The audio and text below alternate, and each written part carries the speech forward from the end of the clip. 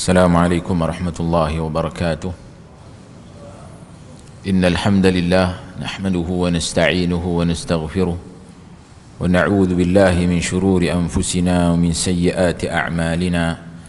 من يهده الله فلا مضل له ومن يضلل فلا هادي له. أشهد أن لا إله إلا الله وحده لا شريك له وأشهد أن محمدا عبده ورسوله. اللهم صل وسلم وبارك على محمد وعلى آله وأصحابه ومن تبعهم بإحسان إلى يوم الدين. أما بعد. Alhamdulillah, bersyukur kita kepada Allah Jalla wa'ala kerana dengan limpah dan kurnianya pada malam ini kita diberikan kesempatan oleh Allah Jalla wa'ala untuk menyambung semula kelas pengajian kita membaca hadis-hadis daripada kitab Al-Arba'in An-Nawawiyah, yang mana pada malam ini insya-Allah kita akan sambung pada hadis yang ke-9.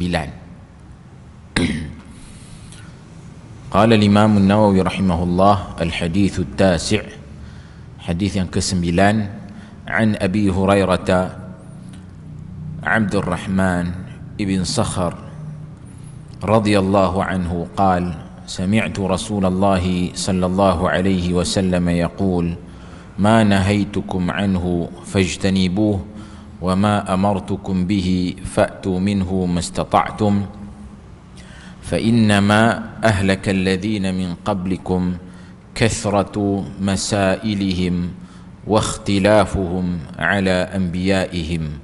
Rawahu al-Bukhari wa Muslim. Hadis pada malam ini adalah hadis yang ke-9. An Abi Hurairah. Hadis ini diriwayatkan oleh Abu Hurairah Abdul Rahman ibn Sakhar. Abdul Rahman ibn Sakhar adalah nama kepada Abu Hurairah radhiyallahu an. Beliau terkenal ataupun lebih dikenali dengan gelaran ataupun laqab dengan Abu Hurairah, sedangkan nama beliau adalah Abdul Rahman ibn Sakhar radhiyallahu anhu. Qal, beliau berkata, sami'tu Rasulullah sallallahu alaihi wasallam yaqul, aku mendengar baginda sallallahu alaihi wasallam bersabda, ma nahaitukum anhu fajtanibuh, apa yang aku telah larang kamu daripadanya maka hendaklah kamu jauhinya. Wa ma amartukum bihi fa'tu minhu mastata'tum, dan apa-apa yang aku perintahkan maka hendaklah kamu laksanakannya mengikut kemampuan kamu. Fa innama ahlaka alladhina min qablikum kathratu masailihim, dan sesungguhnya telah binasa umat sebelum daripada kamu ataupun orang sebelum daripada kamu ni, kathratu masailihim, bila mana mereka ni banyak tanya, terlalu banyak bertanya, wa ikhtilafuhum ala anbiya'ihim, mereka ni banyak bertanya dan juga mereka juga banyak membangkang ataupun menyalahi apa yang diperintahkan oleh nabi-nabi ataupun rasul mereka. Rawahu al-Bukhari wa Muslim. Hadis ni diriwayatkan oleh al-Imam al-Bukhari dan juga al-Imam Muslim. Hadis ini dengan lafaz ini adalah hadis yang diriwayatkan oleh al-Imam Muslim. Bahkan kalau kita lihat dalam riwayat al-Imam Muslim, ada disebutkan sebab wurud, sebab kenapa ataupun kisah di sebalik kenapa hadis ini diucapkan ataupun dibawa oleh baginda sallallahu alaihi wasallam. Al-Imam Muslim dia bawa satu riwayat yang lain yang ada kisah di sebalik hadis ini daripada Muhammad ibn Ziyad an Abi Hurairah qala khatabana Rasulullah sallallahu alaihi wasallam. Faqala ayyuhan nas qad faradallahu alaikumul hajja fahujju. Kata Abu Hurairah, satu hari Nabi SAW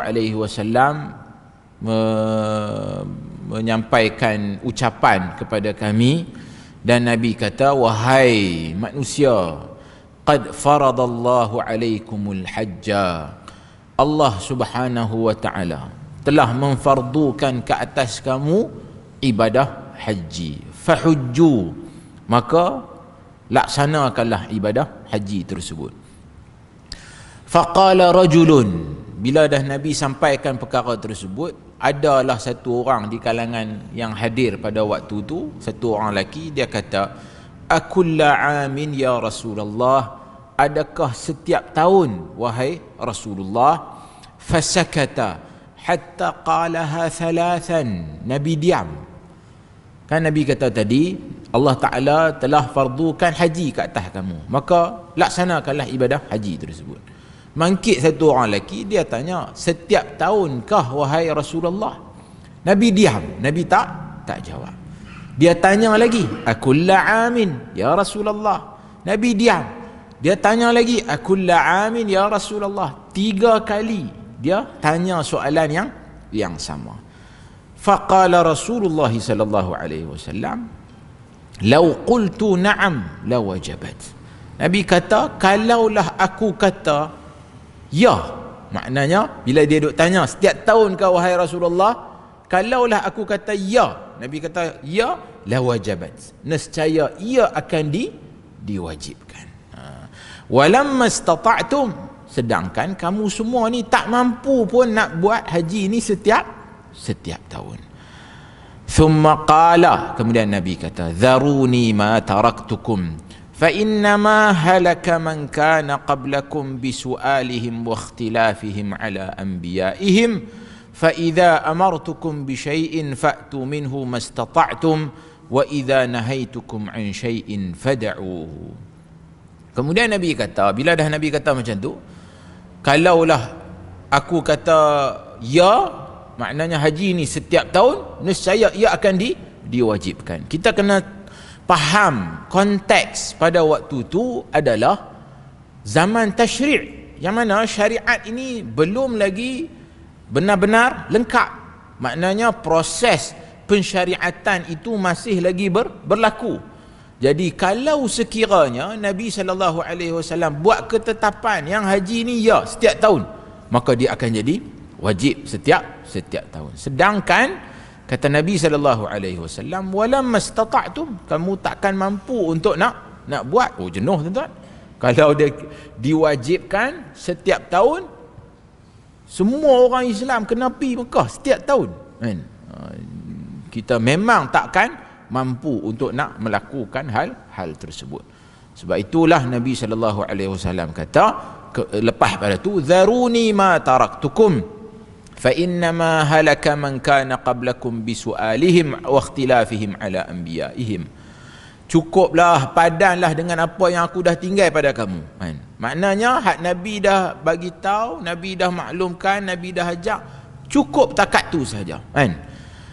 فإنما هلك من كان قبلكم بسؤالهم واختلافهم على أنبيائهم. Sesungguhnya telah binasa umat sebelum daripada kamu ni disebabkan soalan mereka, dan juga banyak mereka ni bercanggah, bangkang, bantah ala anbiya'ihim, ke atas nabi-nabi mereka.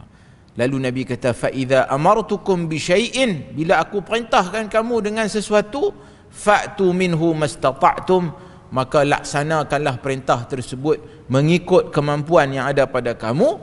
Wa idza nahaitukum an syai'in fad'u, dan apabila aku larang kamu dengan satu perkara, maka hendaklah kamu tinggalkan. Jadi ini adalah kisah yang berlaku di sebalik kenapa Nabi SAW mengungkapkan hadis ini. Jadi dengan kita memahami kisah tersebut, kita akan lebih memahami konteks hadis ni sedang membicarakan tentang apa, kan? Kenapa Nabi SAW mengucapkan perkara tersebut. Kita dulu pernah dengar bila mana ada orang kata, bila orang tanya ini antara benda lah kan, kita tak mau buka sesi soal jawab dalam kuliah ke dalam apa-apa kan, kita tak mau orang ni duk tanya kita macam-macam lalu kita kata telah binasa umat dahulu kerana mereka ni banyak bertanya. Kita tak mau audien ni tanya, sedangkan konteks hadis tersebut bukanlah bermaksud tak boleh tanya secara mutlak. Sebaliknya, persoalan yang ditanya tersebut adalah benda yang tak patut tanya. Jadi hadis ni sebenarnya nak bincang tentang bagaimana persoalan ataupun soalan yang patut kita tanya dan soalan yang tak patut kita tanya. Soalan kalau sekiranya dengan tujuan untuk manfaat, untuk menambah ilmu pengetahuan, untuk supaya kita ni dalam melaksanakan amal salih, dalam melaksanakan perkara yang Tuhan suruh dan meninggalkan perkara yang Tuhan larang, dalam konteks tu boleh, tidak menjadi masalah. Akan tetapi kita memperincikan, mendetailkan benda yang Tuhan tak detailkan, Nabi SAW pun tidak perincikan, dan kita tanya perkara-perkara tersebut seperti mana yang berlaku kepada umat Nabi Musa alaihi salam. Kita pun tahu dalam suratul Baqarah Allah Ta'ala telah menceritakan bagaimana kaum Nabi Musa alaihi salam, bila mana Allah Subhanahu wa Ta'ala perintahkan mereka ni, wa idh qala Musa liqaumihi innallaha ya'murukum an tadhbahu baqarah. Allah Ta'ala bawa kisah umat Nabi Musa alaihi salam, bila mana Musa kata kepada kaum dia, innallaha ya'murukum an tadhbahu baqarah, Allah Ta'ala perintahkan kamu supaya menyembelih baqarah, seekor lembu. Depa pula lepas pada tu tanya macam-macam kan, soalan tentang lembu tersebut, nak lagu mana, jenis lagu mana dan sebagainya, sehingga kan kepada warna pun dia tanya. Qalu du'u lana rabbaka yubayyin lana ma launuha. Depa tanya pula kan, lembu tu nak kena warna apa kan.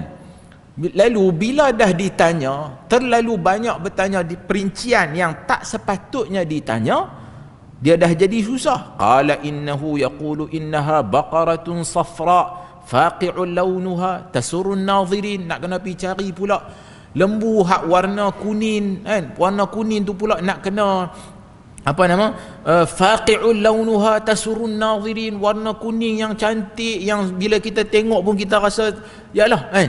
Jadi nak kena cari benda-benda sedetail itu, yang mana asalnya perintah asal adalah suruh pergi sembelih lembu, yang tu saja. Pilah cari lembu lagu mana pun.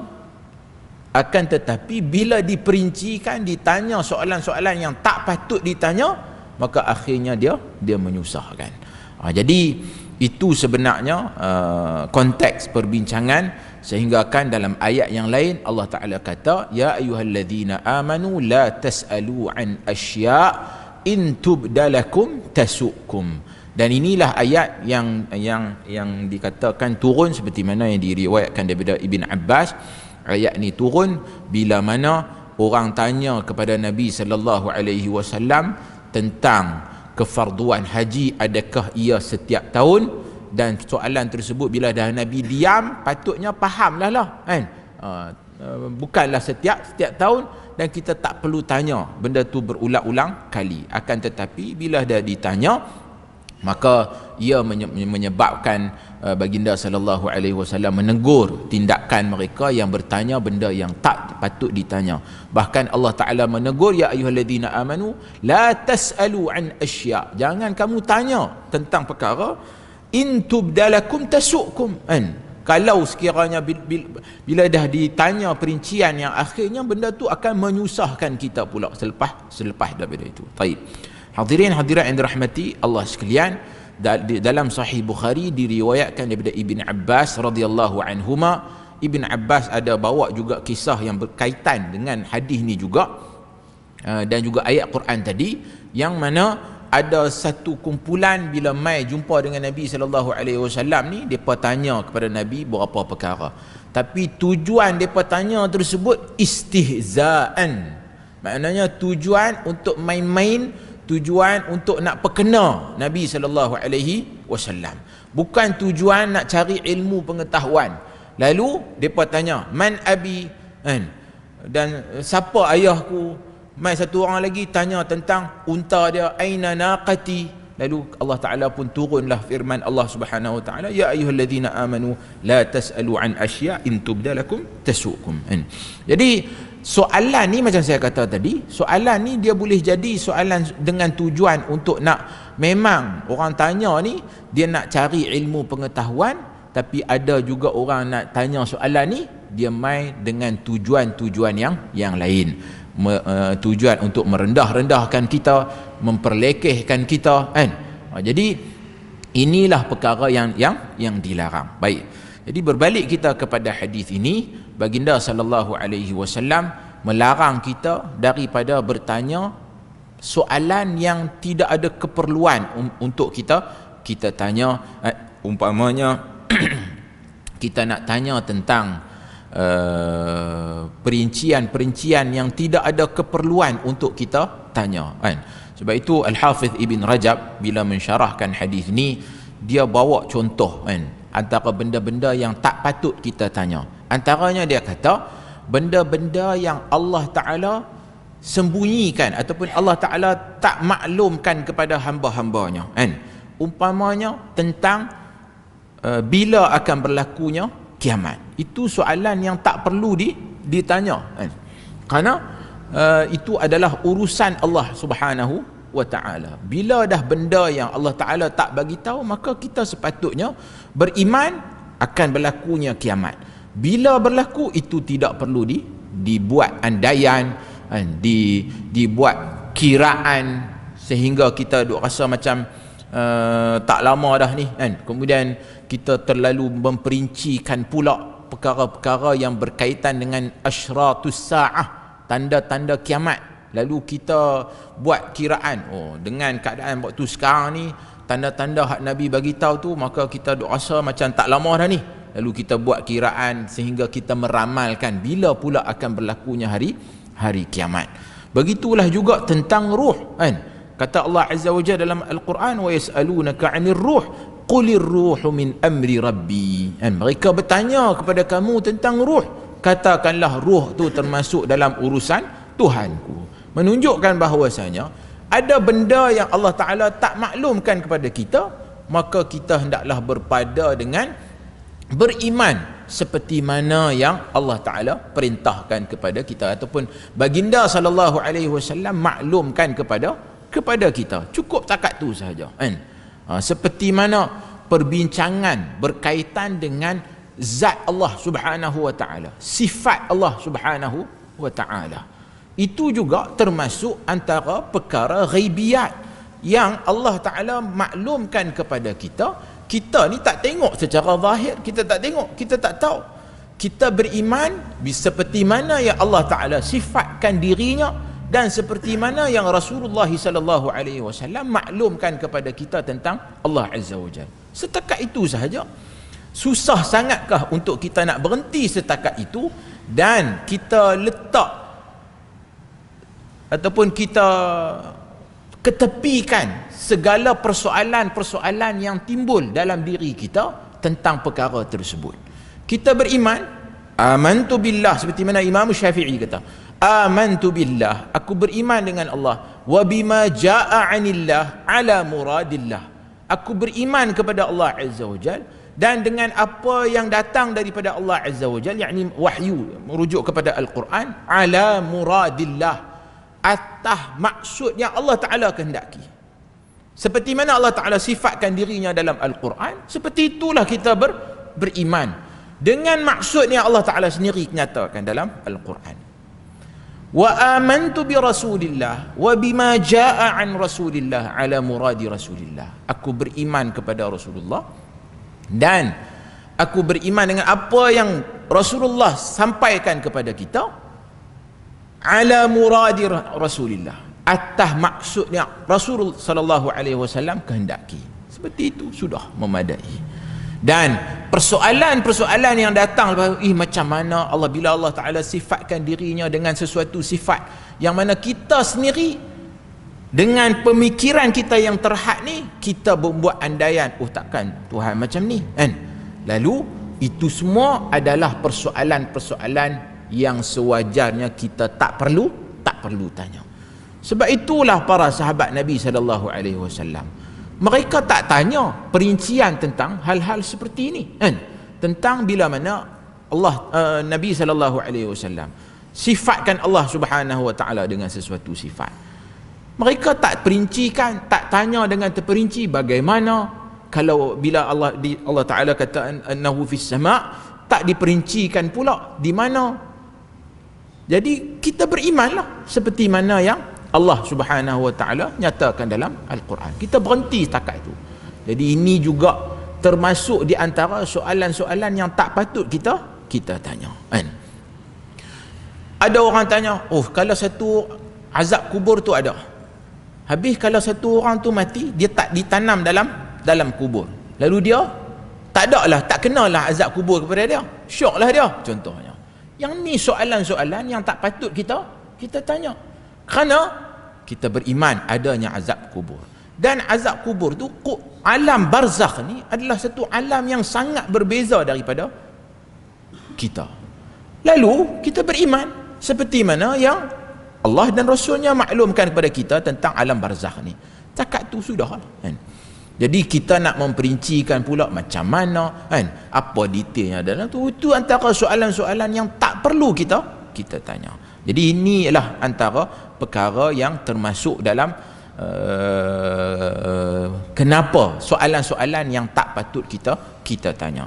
Termasuklah juga adalah benda-benda yang melibatkan halal dan haram, benda-benda yang melibatkan syariat Allah Subhanahu wa ta'ala, sehingga akhirnya menyebabkan dia jadi sebab untuk syariat tu dia jadi susah. Hak ni dalam konteks zaman Nabi sallallahu alaihi wasallam. Sebab pada zaman tu adalah zaman tasyri'. Tapi selepas kewafatan Nabi sallallahu alaihi wasallam, adakah kita nak kata hadis ni sudah tidak relevan? Sebab bila kita kata soalan tu sebenarnya dalam konteks ketika zaman tasyri', zaman syariat belum lagi sempurna, maka kita tak dibenarkan untuk tanya perincian-perincian tentang hukum hakam syarak ni, kerana dibimbangi sagi diwajibkan benda yang akhirnya menyusahkan kita pula. Kata para ulama, pada zaman Nabi hak tu konteksnya. Pada zaman kita hari ni adalah soalan-soalan bila mana kita membangkitkan persoalan tentang hukum hakam syarak, yang mana perincian itu tak berlaku lagi pun, tapi kita buat andaian. Contohnya kita kata okey, kita tanya ustaz mengajar tentang hukum fiqh sembahyang dan sebagainya. Kita tanya ustaz, kalau kita pindah planet Marikh, di planet Marikh tu kita nak sembahyang menghadap kat mana? Contohnya kan. Jadi ini kita buat yang ni dalam, memanglah di kalangan ulama fiqh ni, perbincangan fiqh ni, dia ada bab yang depa selalu bincang tentang benda yang tak berlaku lagi. Depa buat andaian. Benda ni kalau jadi ni macam mana kita nak buat? Baik. Benda ni kalau sekiranya ia berlaku perbincangan itu dalam ruang lingkup ahli ilmu, yang mana ini ahli fiqh ni kadang-kadang mereka bawa perbincangan-perbincangan seperti ini bertujuan untuk sebagai satu persediaan kalau sekiranya masalah itu akan berlaku pada masa yang akan datang kan. Sebab itu kita dapati benda ni banyak dalam perbincangan seperti ini, banyak berlaku dalam mazhab Hanafi kan. Depa banyak membuat perbincangan tentang benda-benda yang kemungkinan yang bakal berlaku kan. So apa hukumnya? So benda tu tak berlaku lagi pada waktu tu kan, tapi mereka bincang apa kemungkinan yang bakal berlaku. Dan alhamdulillah kita juga ambil faedah daripada perbincangan fuqaha tersebut yang mungkin pada zaman itu tak berlaku, tapi di zaman kita hari ini ia berlaku, dan kita boleh mengambil manfaat daripada perbincangan tersebut. Tapi kalau sekiranya orang awam biasa yang mana benda-benda yang melibatkan hukum hakam yang basic, bab semayang, bab hukum hakam yang taharah, yang tu pun dia tak lepas lagi, yang tu pun dia belum lagi dapat laksanakan dengan baik, maka tidak ada keperluan pun untuk dia nak pergi perincikan benda-benda yang lain kan. Jadi fokuskan terlebih dahulu kepada perkara-perkara yang asas dalam agama, tuntutan fardu ain yang menjadi keperluan setiap muslim, maka itu perlu diberikan perhatian terlebih dahulu daripada dia nak pergi cari benda-benda yang tidak ada keperluan ni tadi. Baik, hadirin hadirat yang dirahmati Allah sekalian, apa yang saya nyatakan tadi sebenarnya kalau konteks zaman Nabi tadi tu, macam saya kata, disebabkan pada waktu itu adalah zaman tasyrik, maka soalan-soalan yang terperinci itu dilarang.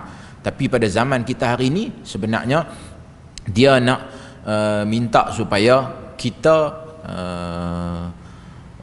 memfokuskan kepada perkara yang lebih utama kan?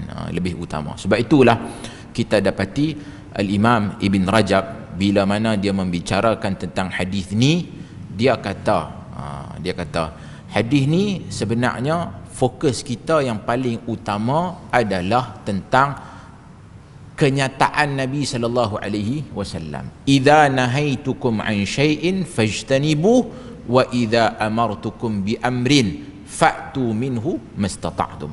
Fokus kita adalah pada yang ni, iaitu Nabi sallallahu alaihi, nasihat Nabi kata, bila apa yang aku larang maka hendaklah kamu jauhi, apa yang aku suruh maka kamu hendaklah laksanakan mengikut kemampuan. Jadi fokus utama kita sebagai seorang muslim adalah kita hendaklah fokus kepada perkara yang Allah Ta'ala suruh, apa yang Nabi suruh, apa Allah Ta'ala larang, apa yang Nabi larang. Kita kena fahamkan yang tu terlebih dahulu. Maka setiap arahan Allah Azza wa Jalla, setiap arahan Nabi SAW, kita fahamkan itu terlebih dahulu, dan kita usaha untuk nak melaksanakan. Yang tu pertama, kena faham dan fahami maksud setiap arahan tersebut dengan kefahaman yang betul. Selepas pada tu, fokus kita adalah untuk melaksanakan perkara tersebut. Kalau sekiranya apa yang Allah Ta'ala maklumkan kepada kita dalam Al-Quran dan juga apa yang Nabi SAW maklumkan kepada kita itu bersifat ilmiah, pengetahuan, maka keutamaan kita adalah beriman. Bila mana Nabi SAW cerita tentang perkara yang bakal berlaku pada akhir zaman, benda tu adalah maklumat, pengetahuan. Jadi kita beriman. Seperti mana yang Baginda SAW nyatakan dalam hadis-hadisnya. Nabi cerita tentang tanda-tanda kiamat, munculnya Dajjal, keluarnya Ya'juj, Ma'juj, dabatul ard. Kita beriman. Perinciannya macam mana? Wallahu a'lam. Sebab Nabi tak bagi tahu pula secara terperinci. Bila dalam hadis Nabi cerita tentang Dajjal, Dajjal itu adalah manusia, makhluk Allah Subhanahu wa taala. Maka kita beriman seperti mana yang Nabi bagi tahu. Itu prinsip dan juga pendirian kita. Kita tidak pula perincian yang Allah dan Rasul tidak perincikan. Kita beriman seperti mana yang Allah dan Rasul maklumkan kepada kita. Berhenti takat tu sudah. Nak pi buat andaian Dajjal ni sebenarnya Dia bukan orang, dia sebenarnya adalah satu organisasi yang telah menguasai dunia hari ini dan sebagainya, kan?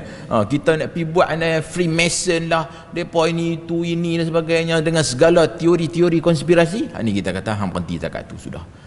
Persoalan hak ni yang tak patut kita tanya. Kita beriman setakat itu saja. Manakala benda yang melibatkan amal, maklumat ataupun ayat-ayat Al-Quran yang suruh kita buat satu benda, hadis-hadis Nabi yang suruh kita buat satu benda yang melibatkan amal, kita usaha, fokus kita adalah untuk kita beramal mengikut kemampuan yang kita mampu, dan benda yang Allah dan Rasul suruh kita tinggal, kita tinggal. Yang tu. Dan fokus kita adalah tentang dalam konteks itu sahaja, kan? Dan kita tak pergi lebih terperinci daripada itu. Sebab itulah Al-Hafiz Ibn Rajab kata, wa hakadha kana halu ashabin Nabi sallallahu alaihi wasallam wat tabi'in. Dia kata macam inilah keadaan para sahabat dan juga para tabi'in fi talabil ilmi nafi' min al-kitab was sunnah, dalam proses menuntut ilmu yang bermanfaat daripada Al-Quran dan juga sunnah Nabi sallallahu alaihi wasallam. Maknanya apa? Para sahabat Nabi, para tabi'in, para salafus salih, mereka hadir majlis ilmu ni, mereka dengar ayat Quran, hadis-hadis Nabi. Kalau ia bersifat maklumat, mereka beriman. Kalau ia bersifat amalan, maka mereka akan berusaha bersungguh-sungguh untuk nak amal. Fokus mereka adalah untuk amal, mengikut kemampuan yang ada pada mereka. Mereka tidak pula pergi kepada perincian-perincian, berjidal, kan? Berdebat pada benda-benda yang tidak ada manfaat padanya, tanya soalan-soalan yang tidak ada manfaat padanya. Itu bukan fokus mereka. Sebaliknya, fokus mereka adalah untuk amal. Bahkan banyak sangat bertanya ni, kadang-kala dia sebenarnya ada kecenderungan untuk tak mau amal. Kan? Kita habaq kat anak kita ni, hampir ambil ayak, Ustaz, dia duduk tengok TV ni, kan? Kita kata ada hampir ambil ayak, abah nak ayak. Dia tanya, abah nak ayak ni dalam gelas ke dalam cawan? Lepas tu abah nak sejuk ke panas ke? Sejuk macam mana? Sejuk peti ais ke? Sejuk ais ke? Bila dia tanya banyak-banyak, sebenarnya dia tak mau buat. Jadi inilah maksud kenapa kita ni dilarang untuk banyak bertanya benda-benda yang tak patut kita tanya, kerana dibimbangi kecenderungan banyak bertanya tersebut mendorong kepada sebenarnya kita tak mau buat. Baik, hadirin hadirat yang dirahmati Allah sekalian. Kemudian kita dapati dalam hadis ini Nabi sallallahu alaihi wasallam, pasal apa Nabi tak sebut wa idza amartukum bi amrin, bila aku perintahkan kamu dengan satu perintah maka buat, laksanakan. Nabi sebut makmurat dulu, benda yang Tuhan suruh dulu. Tapi Nabi mai mulakan dulu dengan larangan.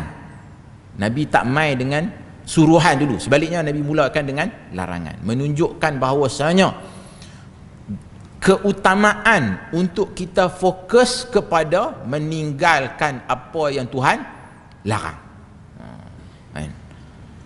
Jadi sebab itu satu. Kemudian yang kedua, dalam masalah meninggalkan yang larang ni, Nabi tak sebut pula idza nahaitukum an syai'in fajtanibuhu in istata'tum ataupun mastata'tum. Nabi tak kata macam tu. Nabi tak kata bila aku larang kamu dengan satu larangan maka hendaklah kamu tinggalkan larangan tersebut mengikut kemampuan kamu. Tak ada.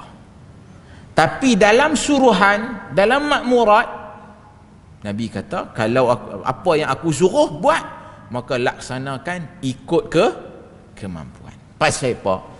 Pasal larangan semua orang patut, kalau dah kata tak boleh, dia jangan buat. Jangan buat. Akan tetapi bila melibatkan suruhan ni ada orang boleh buat, ada orang boleh tak mampu untuk nak buat.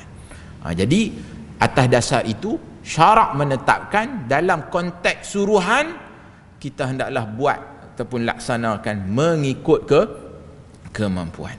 Tapi larangan dah. Semua orang mampu sebenarnya untuk nak tinggalkan. Bila dah benda tu Tuhan larang, maka kita kena tinggal, kan?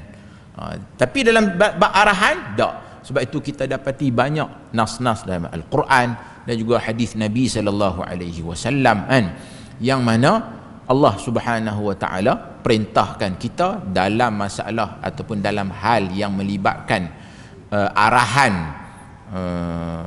untuk buat satu perkara, maka kita hendaklah buat ikut kemampuan. Sebab itu tuan-tuan tengok pensyariatan haji umpamanya, kan? Haji ni adalah satu ibadah yang baru saja berlalu baru-baru ni, kan? Satu ibadah yang menuntut untuk kita melaksanakan tuntutan tersebut. Dia adalah ibadah maliyah dan juga badaniyah. Dia melibatkan kita perlu membelanjakan satu jumlah harta, kan? Pasal kita nak pergi ke sana jauh, kena belanja, kan? Tambah pula sekarang ni pihak pemerintah melihat kita perlu kembali kepada maksud tujuan asal ibadah haji tersebut, ataupun fokus utama ibadah haji itu sebenarnya dia kefarduan itu dikaitkan dengan istita'ah, kemampuan. Jadi takkanlah kerajaan nak kena subsidikan pula pelaksanaan ibadah yang sepatutnya kita laksanakan sendiri mengikut kemampuan kita, kan? Jadi kita tengok baru-baru ni depa dah, kerajaan dah tetapkan, kan, rupa-rupanya kos ibadah haji tu dia dekat 30,000, kan? Kemudian dia tetapkan pula ikut apa nama kategori pendapatan ni, kan? B40 ke M40, T20 dan sebagainya. Yalah, benda tu ada pro and con-nya, kan? Tapi saya kira usaha untuk nak menetapkan ibadah haji ni kembali kepada maksud dia yang asal, kan, pensyariatannya yang asal, iaitu ikut kemampuan. Maknanya siapa yang mampu buatlah, siapa yang tak mampu maka dia tak diwajibkan untuk nak melaksanakan ibadah haji tersebut. Sama juga macam salat, kata Nabi SAW, salli qa'iman fa illam tastati', kan, faqa'idan, semayang dalam keadaan berdiri. Maknanya arahan asal salat ni mesti dalam keadaan berdiri. Kalau tak mampu baru duduk. Kalau tak mampu lagi berbaring, kan? Menunjukkan bahawasanya ia adalah syariat yang bersifat makmurat, suruhan, akan tetapi dia ikut juga ke kemampuan. Sama juga dalam ibadah puasa, diberikan juga kelonggaran. Kalau sakit kita tak perlu puasa, kita ganti dengan sama ada pada hari yang lain, ataupun kalau kita dah memang tak mampu dah berpuasa disebabkan masalah kesihatan, maka kita bayar fidyah, kan? Jadi benda-benda yang melibatkan suruhan ini Nabi SAW tetapkan kita hendaklah laksanakan mengikut kemampuan. Akan tetapi benda yang melibatkan larangan maka kita hendaklah tinggal terus, kan? Dan ia tak dikaitkan pula dengan kemampuan, kerana hakikatnya semua orang mampu untuk nak melaksanakan perkara yang diperintahkan untuk kita dilarang kita laksanakan perkara tersebut. Baik, hadirin hadirat yang dirahmati Allah sekalian, selain daripada itu, apa yang dibicarakan dalam hadis ni antara lain juga yang dinyatakan tadi tentang larangan untuk mendetailkan perincian benda-benda ataupun tanya benda-benda yang tak sepatutnya. Dalam hal ini Al-Hafiz Ibn Rajab dia kata ada 3 kelompok dalam bab ni, dalam masalah bincang perincian dalam agama ni. Kelompok yang pertama, kata Al-Hafiz Ibn Rajab, dia kata di kalangan ahlul hadis, yang mana depa ni tutup terus bab perbincangan yang perincian ni. Maknanya depa tutup secara total, cukup dengan apa yang Allah Ta'ala suruh kita buat, apa yang Nabi SAW suruh kita buat, kita berhenti takat tu saja. Tuhan suruh banyak tu saja. Jadi persoalan detail-detail tu kita tak perlu bincang dan tak perlu perincikan. Sehingga kan, kata Al-Hafidh Ibn Rajab, menyebabkan di kalangan sebahagian ahlul hadis ni mereka jadi apa nama, hamila, dia kata wasara hamila fiqhin ghaira faqih, sehingga jadi orang yang bawa maklumat fiqh ni merujuk kepada ahlul hadis lah, yang meriwayatkan hadis Nabi ghair faqih, depa ni tidak faqih. Jadi depa riwayat sahaja tanpa memahami maksud secara terperinci fiqh yang terkandung dalam hadis Nabi sallallahu alaihi wasallam. Hak inilah yang sebahagian orang yang buat tuduhan kepada Al-Imam Al-Bukhari, depa kata Imam Al-Bukhari ni tidak faqih kan. Sebaliknya dia ni fokus utama dia riwayat hadis Nabi sallallahu alaihi wasallam sahaja. Ini tidak benar. Tapi sebenarnya masalah ni berlaku kepada beberapa sebahagian kecil di kalangan perawi-perawi hadis, ulama yang fokus utama mereka adalah kepada riwayat hadis semata-mata kan. Yang ni yang dimaksudkan oleh Al-Hafidh Ibn Rajab. Kemudian dia kata golongan yang kedua pula, kumpulan yang kedua pula di kalangan ahlul ra'i kan. Yakni ahlul ra'i ni biasanya mereka tujukan kepada sebahagian fuqaha yang fokus utama mereka banyak menggunakan logik akal dalam memahami hukum hakam syarak. Jadi dia kata dalam bab ni, golongan ni depa ni berlebih-lebihan, melampau pula, sehingga masalah yang tak berlaku pun mereka bincang juga. Kalau macam ni, kalaulah manusia tu kahwin dengan binatang, kemudian bila dia bersama dengan binatang tu lahirkan anak campur manusia dengan binatang, apa hukumnya kan? Jadi mereka bincang benda-benda, kalau manusia ni kahwin dengan jin, kemudian lahir anak campur manusia dengan jin, nanti jadi apa, benda-benda yang tak berlaku pun tapi dibincangkan. Jadi perbincangan seperti ini, kata Al-Hafidh Ibn Rajab, akhirnya akan membawa kepada terlalu banyak sangat perdebatan yang membuang masa kan?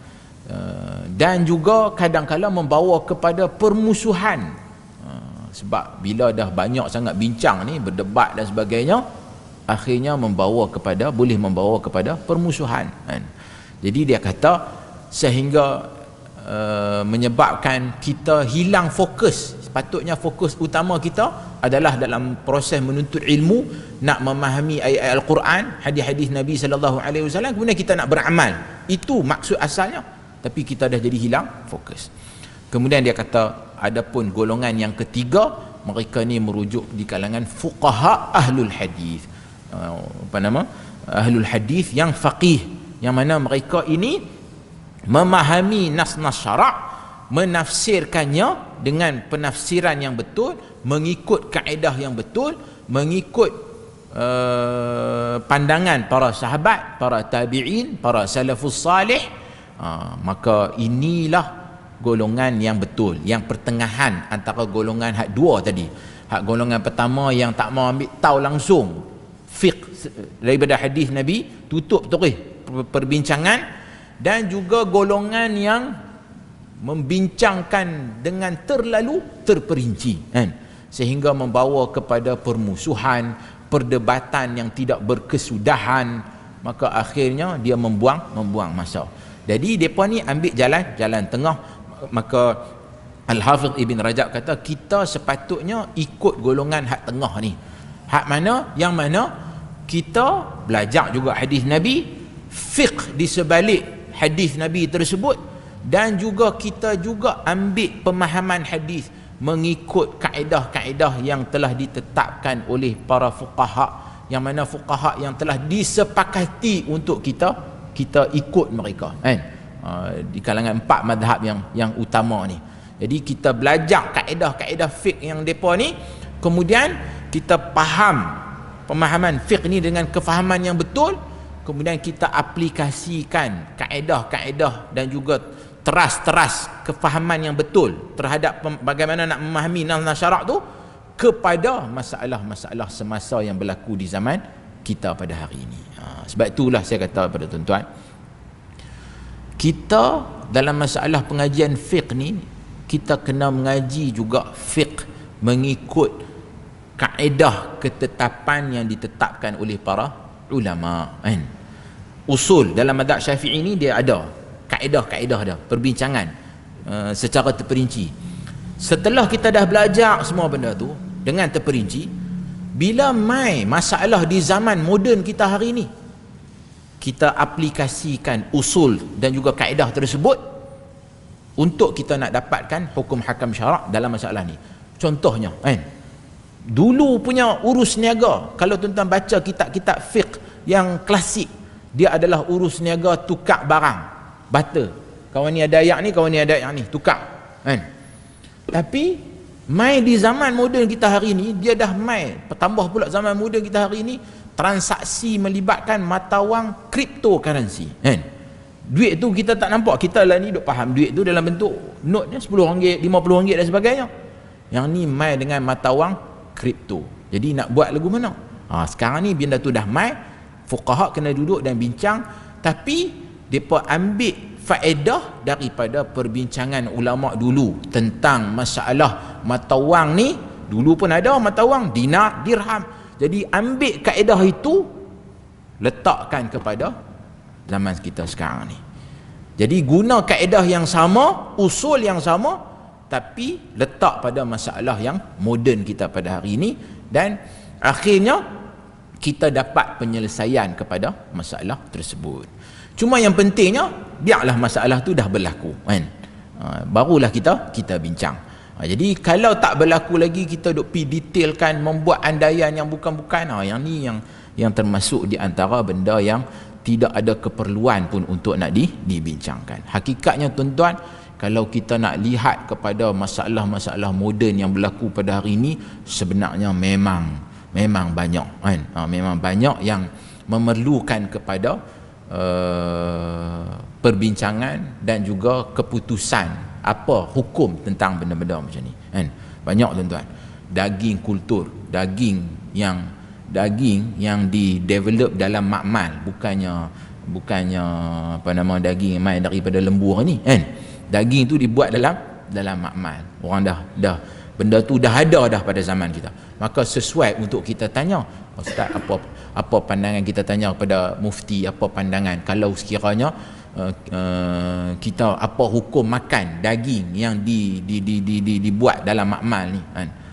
Benda tu kita boleh tanya dah, pasal benda tu dah ada di zaman kita pada hari ini.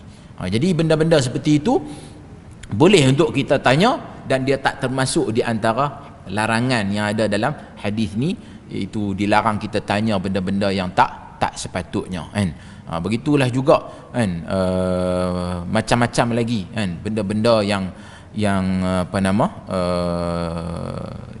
berlaku di zaman kita hari ini, yang mana memerlukan kepada fatwa hukum tentang perkara tersebut. Maka ini adalah waktu yang sesuai untuk kita nak tanya kan. Dia tak termasuk di dalam larangan yang dinyatakan oleh baginda sallallahu alaihi wasallam dalam hadis ni. Hadirin hadirat yang dirahmati Allah sekalian, selain daripada itu, dalam hadis ni bila disebutkan wa idza nahaitukum an syai'in fajtanibuh, apabila aku larang kamu dengan sesuatu perkara, maka hendaklah kamu jauhi. Ijtinab dengan maksud bukan setakat kena tinggal, tetapi dekat pun kita tak mau. Itu maksudnya. Maknanya dalam masalah larangan ni, bila Nabi SAW sebut dalam hadis ni, dia bukan setakat tak diletakkan kemampuan dalam meninggalkan larangan, kita kena tinggal terus. Itu yang pertama. Kemudian yang kedua, kita boleh, kalau boleh kita tak mau dekat pun. Ijtinab ni dalam erti kata kita tak mau dekat pun dengan perkara yang dilarang oleh Allah Subhanahu wa taala tersebut.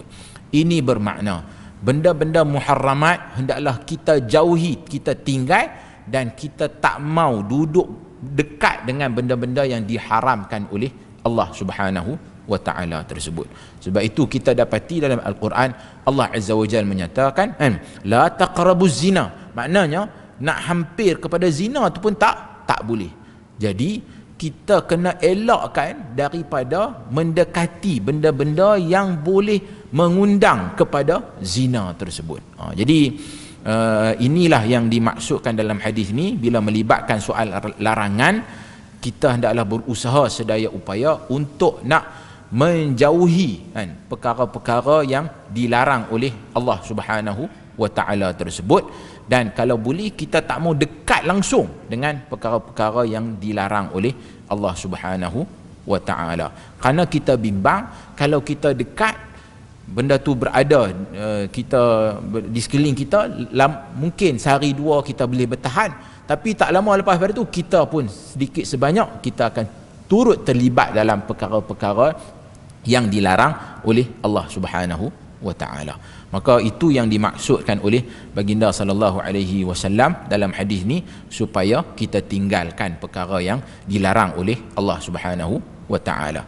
Manakala idza amartukum bi amrin fa'tu minhum mastata'tum, ini menjadi asas kepada sebahagian fuqaha dalam masalah perkara yang disuruh oleh Allah Subhanahu wa ta'ala dan juga disuruh oleh baginda sallallahu alaihi wasallam dikaitkan dengan kemampuan. Maka sebahagian fuqaha menggunakan hadis ni untuk meletakkan hukum hakam dalam beberapa perkara. Antaranya adalah dalam soal taharah, kita laksanakan mengikut kemampuan. Kita sambung balik. Taib. Hadirin hadirat yang dirahmati Allah sekalian, berbalik kita kepada hadis ni. Hadis ni juga menjadi asas kepada para fuqaha untuk berfatwa dalam beberapa masalah fiqh. Umpamanya dalam masalah bersuci, bila kita mengambil wuduk, kita tak mampu disebabkan oleh tangan kita umpamanya berbalut simen dan sebagainya, maka kita tak boleh nak basuh tangan di sebelah kanan ni umpamanya. Jadi mereka kata kita hendaklah ambil wuduk pada anggota-anggota yang lain, pada bahagian yang berbalut tu hendaklah digantikan pula dengan tayammum, kerana kita buat ikut kemampuan. So kita buat ikut kemampuan, maknanya kita buat pada anggota-anggota yang boleh kita ambil wuduk, kemudian kita ganti pula dengan tayammum, yang mana hak tu kita boleh buat kan. Jadi itu asas mereka dalam masalah itu salah satu contoh lah kenapa mereka mengeluarkan fatwa dalam masalah ini. Mereka merujuk kepada hadis ni, bila mana Nabi SAW perintahkan kamu dengan satu perintah, maka laksanakanlah mengikut kemampuan. Hadirin hadirat dirahmati Allah sekalian, so kesimpulannya daripada hadis kita pada malam ni, bukanlah sebenarnya nak menghalang budaya intelektual bertanya, berwacana, berbincang dan sebagainya, tak kan. Akan tetapi biarlah kita buat benda tu dalam mengikut keutamaan, keutamaan. Yang ni kita nak bincang dalam konteks semasa lah. Kita lihat dalam konteks semasa ni, setiap hari ada macam-macam perbincangan, wacana, ilmu pengetahuan, sama ada melibatkan ilmu agama, melibatkan politik, melibatkan ekonomi dan macam-macam lagi. Ya. Akan tetapi biarlah semua benda tu akhirnya boleh memberi manfaat kepada kita, dan tidak sampai kita melanggar batasan-batasan yang ditetapkan oleh syarak. Itu penting. Jadi dalam kita nak bincang apa pun, berdebat ke dalam soal agama ke, soal politik ke, biar benda tu dalam ruang lingkup yang akhirnya membawa kita ni lebih dekat dengan Allah Azza wa Jalla, bukannya menyebabkan kita ni lebih jauh daripada Allah Ta'ala. Biarlah dalam ruang lingkup kita boleh dapat pahala, bukannya dalam ruang lingkup yang boleh menyebabkan kita ni dapat banyak dosa. Itu yang lebih utama. Saya tengok perbincangan agama yang melibatkan isu-isu agama, sama ada media sosial ke dalam mana-mana sekalipun, kita bukannya tak boleh untuk nak berwacana, bincang, debat dan sebagainya, tapi hak saya sebutkan tadi, iaitu adakah yang ni membawa kita kepada apa? Lebih memahami agama ke? Lebih membawa kita untuk nak berusaha beramal dengan lebih tepat? Ataupun kita lebih semangat untuk nak beramal, menambahkan amalan kita? Yang itu tak apa. Tapi kalau tak membawa kepada itu pun, Sebaliknya lebih membawa kepada permusuhan, pergaduhan, bermasam muka, kan? Tidak bertegur sapa sesama Muslim, maka pada waktu tu kita patut tinggallah perbincangan tersebut, perdebatan tersebut. Samalah juga dalam masalah politik. Ni tak lama lah, kan? Dalam pilihan raya ni duk berdebat, bincang, aku kata aku dan sebagainya. Biarlah wacana tersebut dalam konteks yang boleh memberi manfaat kepada kita. Tapi kalau akhirnya membawa kepada pemusuhan, pergaduhan yang melampau, kan? Apatah lagi sampai mengeluarkan orang daripada batasan agama, kan? Takfir dan sebagainya, maka ini lebih buruk lagi, kan? Yang sepatutnya kita jauhi, kan? Jadi itulah maksud Nabi SAW dalam hal ini. Dan kita sepatutnya fokus seperti mana para sahabat dan para tabi'in, yang mana fokus utama mereka adalah untuk nak tambah ilmu pengetahuan dan juga untuk beramal. Jadi kita hak orang biasa-biasa ni patut kita fokus utama kita adalah pada tu. Jadi kita usaha main mengaji, kan, menghadiri wacana ilmu dan sebagainya untuk ke arah itu, bukannya ke arah untuk nak menambah dosa kepada Allah Subhanahu wa taala. Wal iyad billah. Jadi saya ingat cakap itu sahaja. Allahumma ja'alna minal ladzina yastami'una al-qawla fayattabi'una ahsanah. Aqulu qawli hadha wa astaghfirullah li wa lakum. Wassalamu alaikum warahmatullahi wabarakatuh.